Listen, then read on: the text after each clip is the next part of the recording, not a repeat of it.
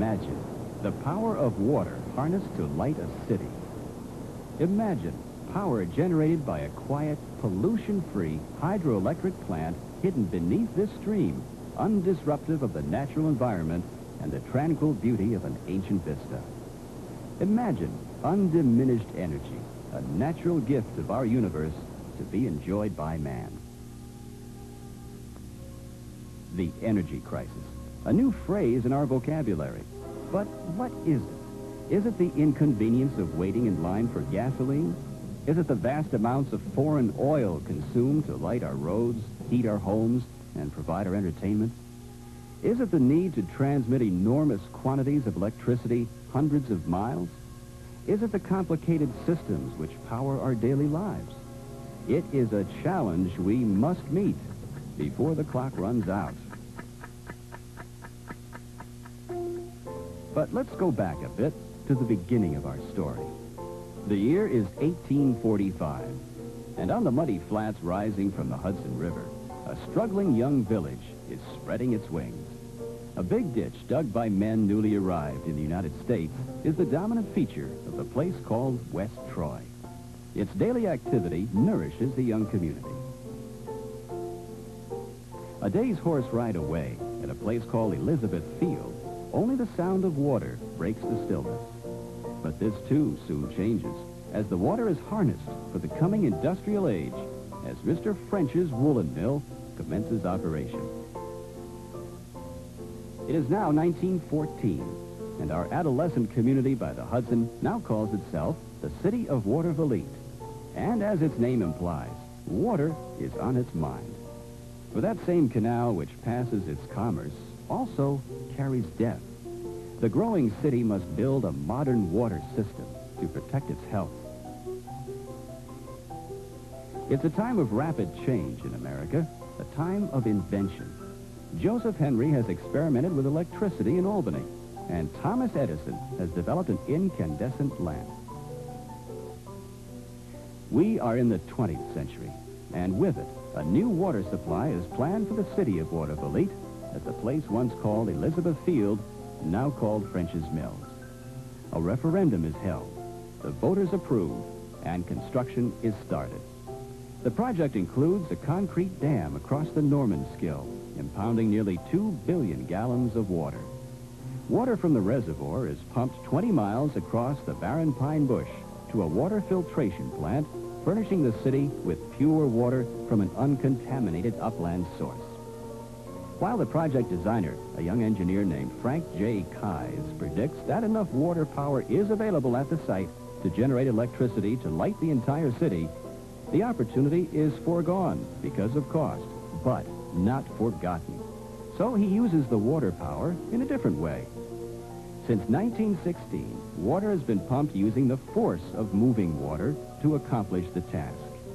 The same hydraulic turbines designed by Mr. Keyes are still serving the city 24 hours a day, 365 days a year. But they're wearing out. Now in 1981, everyone sees the need for more domestic, low-cost, clean power.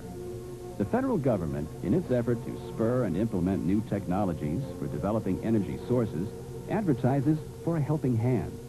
The invitation appears to be a good opportunity for the now mature city. An $85,000 grant is obtained to look into the possibility of generating electricity. A formal study must be completed to determine feasibility. The study is made up of several components, each designed to explain a portion of the question, is the Watervliet hydroelectric project feasible? The first task of the study is to determine how much water is available. Data from U.S. government stream gauging stations is used and statistically analyzed to develop projections of available potential power. Every facet of the stream characteristics are examined for this facility. It must be multi-use. That is, it must supply water for consumption, electricity for power, and still offer recreational facilities for our leisure time. Other questions to be studied and answered are, how will the electricity be used?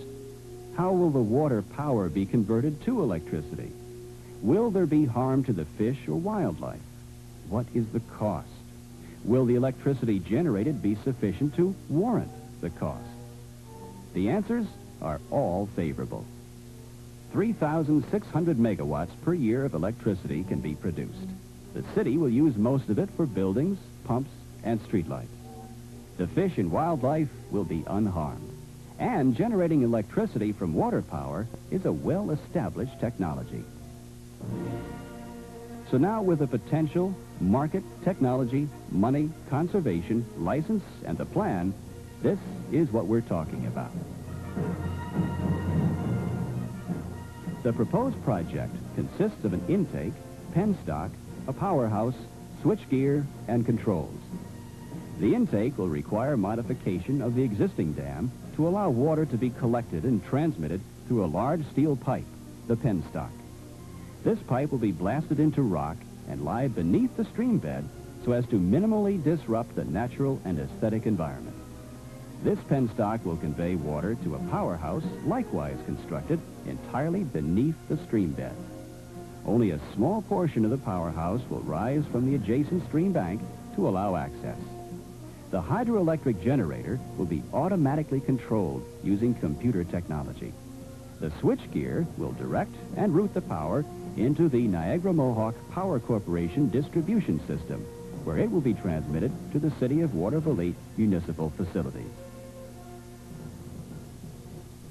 Imagine the power of water harnessed to light a city. Imagine.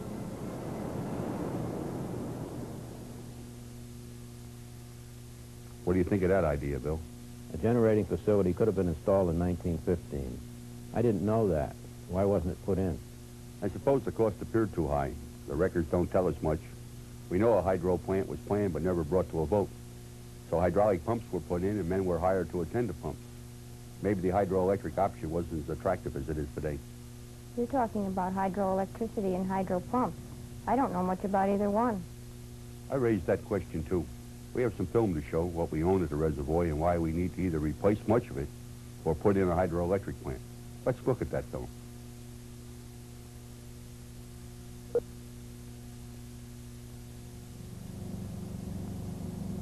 Very few Watervliet residents have seen this view. The city owns 700 acres here. The lake covers 450 acres, so there are 250 acres of land. The city bought the 700 acres in 1914 and 15. It was all farmland. It's worth a lot more today as a reservoir. The reservoir holds about 1.7 billion gallons and can produce about 12 million gallons a day for drinking water in the worst of times. Watervliet uses only 3.8 million gallons. Guilderland takes around 2 million gallons a day, and over the years ahead might go to 3 million gallons per day. The combined usage is well below the safe limits and is not affected by using water for hydroelectricity.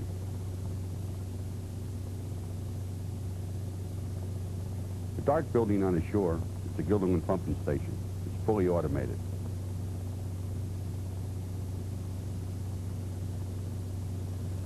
The dam is 40 feet high and 380 feet long.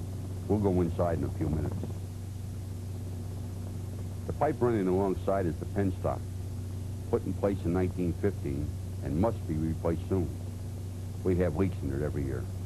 If we don't build a hydro plant, we'll have to replace that pipe anyway, and it'll cost several hundred thousands of dollars. If we do build a hydro plant, that pipe will be replaced as part of the job. Notice the water running over the dam. The electricity would be generated by using that water. The water would be directed to spin turbines. The turbines would be connected to generators, and that is the way electricity would be produced. The energy in falling water is largely wasted now. And note, there's no interference with drinking water. We use some of the excess water to drive pumps directly, so the pumps are referred to as hydro pumps. There's part of the answer to your question, Will. Everything you see here, 700 acres of land, the dam, the piping, and the pump station, cost about $500,000 in 1950.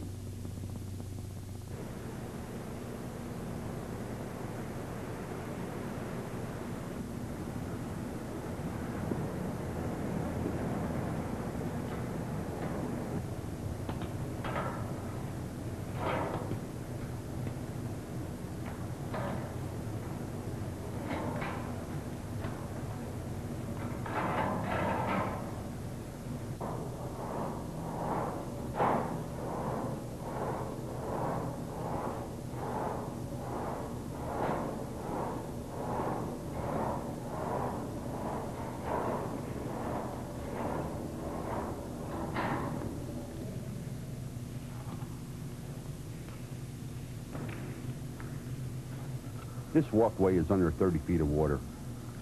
I want to be sure that you see what must be done here to replace old pipes and pumps. And then you'll see why building a hydroelectric generating plant is such an advantage. The Army Corps of Engineers were in here about 2 years ago and red-tagged a section of pipe. We had to replace that section in a hurry, and another section of pipe is getting into the same condition. That pipe was put in place in 1915, 65 years ago. It stood up well, but should be replaced as soon as we can. If we put in a new pipe, we should take the bends out and make it easier to get at and maintain.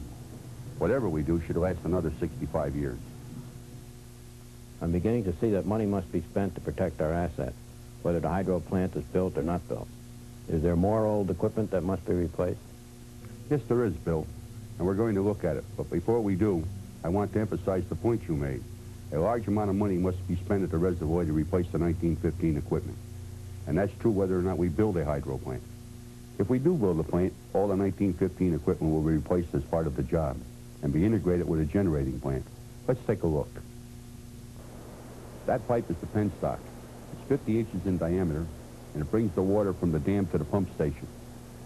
We measured the wall thickness of this pipe about a year ago. It turns out to be only 1/10 of an inch thick in some places, and that's too thin for comfort. This must be replaced soon, or we risk a very expensive replacement, probably during the winter.